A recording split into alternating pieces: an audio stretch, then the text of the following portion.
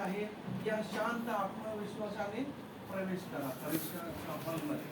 तुमचा हा positive attitude तुम्हाला उपयोगी येणार. आता सर्व विचार बाजूला ठेवा, पुस्तकं उघडा, तुमचे स्वप्न पूर्ण करण्यासाठी सज्ज व्हा. तुमचे आरोग्य चांगले राहो, हाती घेतलेले कार्य पूर्णत्वास जावो ही सदिच्छा आणि यशस्वी वाटचालीसाठी तुम्हाला हार्दिक शुभेच्छा.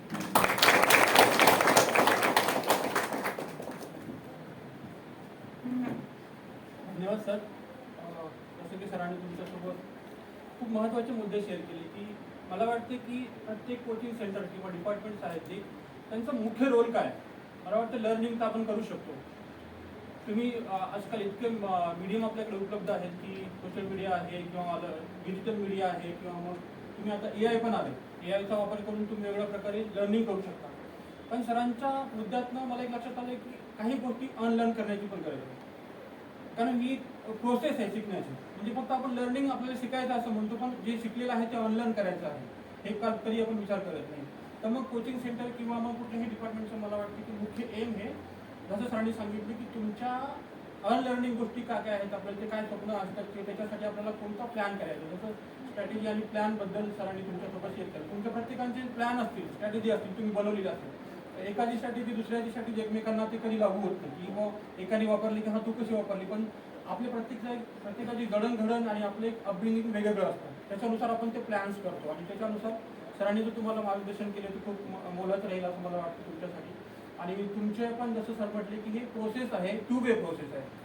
जसं आमच्या हिस्ट्रीमध्ये म्हणतात की हिस्ट्री करणं ही काय फक्त एक 1 वे प्रोसेस नाही आहे. ट्रॅफिकमध्ये एका बाजूनं जाणं फक्त की दोन्ही बाजूनं येणं आणि जाण्याचा आहे तो संवाद आहे. तर तसं तुम्हाला आपल्याला एकमेकांचा संवाद करायचा. त्या संवादासाठी आपलं डिपार्टमेंट सरांच्या नेतृत्वात आम्ही पूर्ण टीम तुमच्यासाठी कायम उभे आहोत. आणि टीचिंगपेक्षाही आणि लर्निंगपेक्षाही तुमच्याशी संवाद करणं. कारण आज आपण जितके डिजिटलाइज होऊ, जितके टेक्नॉलॉजीच्या आपण जवळ जाऊ, तितके आपण अलोन व्हायला लागलो, एकटे पडायला लागलो. हा फील येतोय आपल्याला. तर त्या फिलिंगमधून बाहेर पडण्यासाठी किंवा आपल्याला मेंटली प्रिपेअर होण्यासाठी तुमच्याशी संवाद करण्याची गरज आहे. त्यासाठी आम्ही सातत्याने अवेलेबल आहोत. तुम्ही संवाद करत राहा, संवादी राहा, बोलत राहा. जसं सर म्हणले तसं तुम्हाला त्यासाठी शुभेच्छा. मी आता नवले सरांना विनंती करतो की त्यांनी आम्हाला मार्गदर्शन करावे.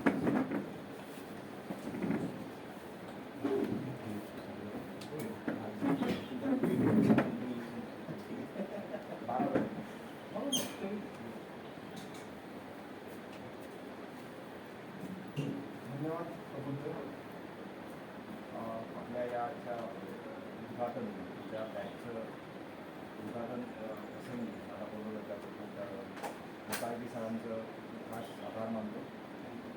तर या कॉम्पिटिटिव्ह एक्झामिनेशन सेंटर सेंटरचे अध्यक्ष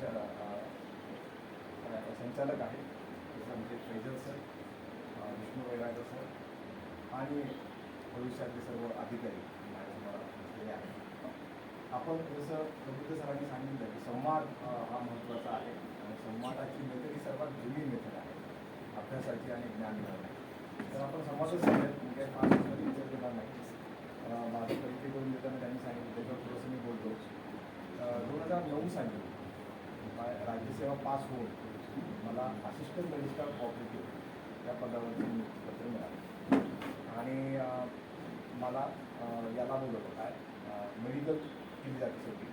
मेडिकल झाल्यानंतर आम्हाला 6 महिन्याचं ट्रेनिंगला पाठवलं होतं कोऑपरेटिव्ह डिपार्टमेंटचं आणि कॉमर्स असायचं काहीतरी ट्रेनिंग प्रोग्राम असतो. परंतु त्याच्या अगोदरच मी पुणे विद्यापीठात मला जवळपास 2 वर्ष झाली होती अपॉइंट होऊन. त्याच्यामुळे मी राज्यसेवेला रामराम ठोकला आणि प्राध्यापक म्हणून राहिलो.